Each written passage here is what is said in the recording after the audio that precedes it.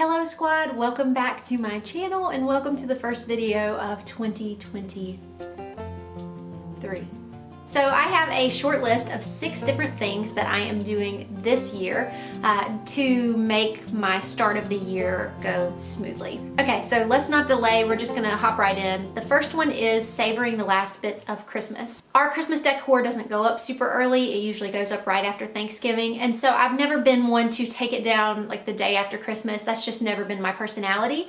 And this year when I went shopping the day after Christmas, I can link that video down below. I honestly found myself a little bit disappointed to already see the stores putting out Easter and Valentine's and just featuring all these things that really just weren't quite to come yet. And it was, you know, just right on the heels of Christmas. And it just kind of felt like we were rushing to get through this really special time. So as you can see, I still have my lights up behind me, my tree is still up, and usually I leave it up through like the first or second week of January and then take it down. I think it's just because I enjoy it and because our Christmas decor is minimal enough that it doesn't feel heavy or like I need to throw it out and start with a clean slate. I definitely appreciate a clean slate, but I try to keep our Christmas decor simple enough that it doesn't feel like I can't wait to get this stuff out of my house.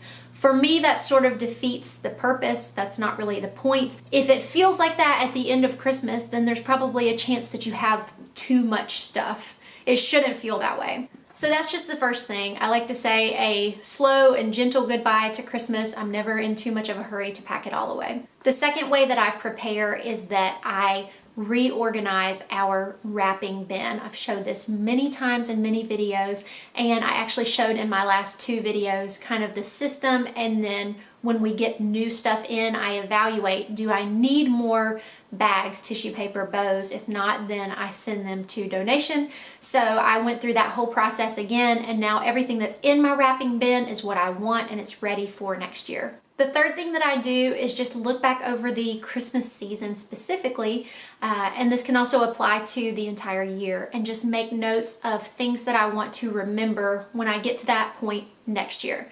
So a perfect example of this was the Christmas PJs that I bought after Christmas for my kids. I knew that I would want to gift those to them on December 1st next year, combined with a movie, combined with popcorn or something like that, some little special treat.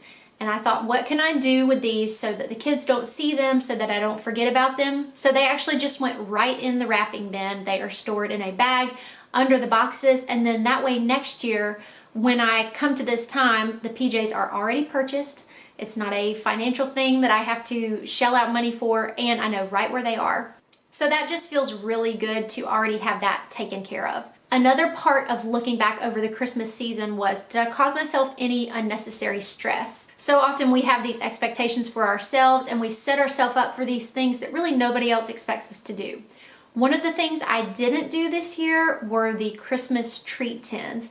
I don't know if you noticed that in my vlogs, but I did not feature those, and it's because I didn't do them. So what I now want to do is poll my family. I'm happy to do them if they want them. But I think what ends up happening is we're so inundated with sweets as gifts, and then things we make ourselves, and then gifts from church or teachers or friends or whatever. And it really seemed like nobody missed their treat tins this year.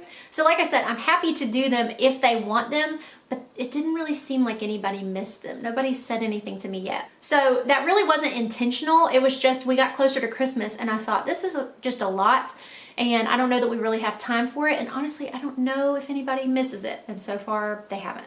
Number 4 is that I purchased a new planner. So I know people who are diehard Google Calendar people. I know people who are all about the planners and they do the stickers and the color coding and all of those kinds of things. This past year was my first year actually buying a paper planner and sticking with it.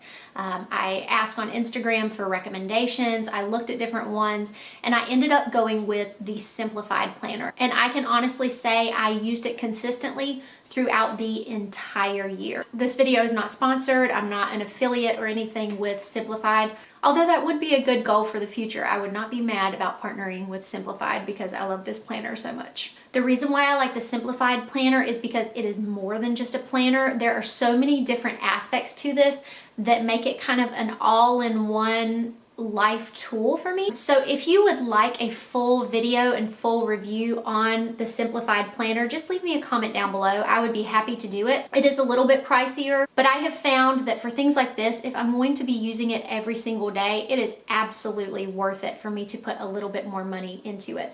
It is sturdy. The one that I bought last year still looks seriously just as good as the day that I bought it. So anyway, if you'd like to know more about it, again, just leave a comment down below. I could not be a bigger fan of it. The next one is right along with that, and I purchased a new meal planner. So this meal planner I've mentioned before is from Aldi. It is less than $10. I think it's like $6 or $7, and it has tear-off sheets for the entire year. It lists major holidays down at the bottom of the pages. It also, on the right-hand side, features a tear-off grocery list. So if you are a paper list person, that is very nice because I can just reach over as I run out of something throughout the week and put it on the list. I have used this regularly for the past 2, maybe 3 years. So if you have access to an Aldi near you, I would highly recommend this meal planner. Sometimes I do write our meals in my actual paper planner, but it is nice for my husband to be able to glance at this list and he'll be able to have access to what we're going to eat for the entire week. And the last way that I start a new year with success is I go ahead and start thinking about and making my yard sale list. So if you're unfamiliar, as you're thinking about things that you might want, that you might need, looking around your home, your wardrobe, looking at your kids' things, just start making a list. The name of the game with secondhand shopping is contentment and patience, and that's one of the things that I really love about it. And it's also just about kind of looking at the things in your life and just gradually improving upon those. A perfect example of this is my little pasta scoop. So I had a black plastic one and I'm trying to gradually shift our utensils to metal and wooden utensils. I just think that they are more visually appealing. And my black ones have just been in a drawer for the past little bit. So this past year at a yard sale, I found a metal pasta scoop. So I was able to change it out and donate the black one. And that's just an example of what secondhand shopping is.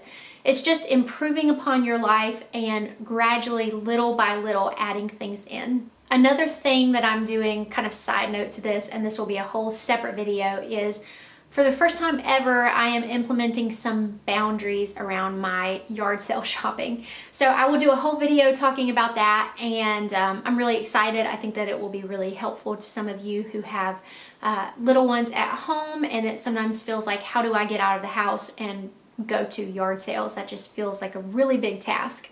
So yeah, kind of reflecting on the past year, the past season, seeing what things worked and what didn't, buying some new tools, and then setting in place some new boundaries. Those are kind of all of the things that I am doing to prepare for the year. Oh, and also not saying bye to Christmas too soon. So thank you guys so much for watching. Please give this video a thumbs up and subscribe. That really helps my video kind of make it out into the YouTube world. And I will be talking to you soon.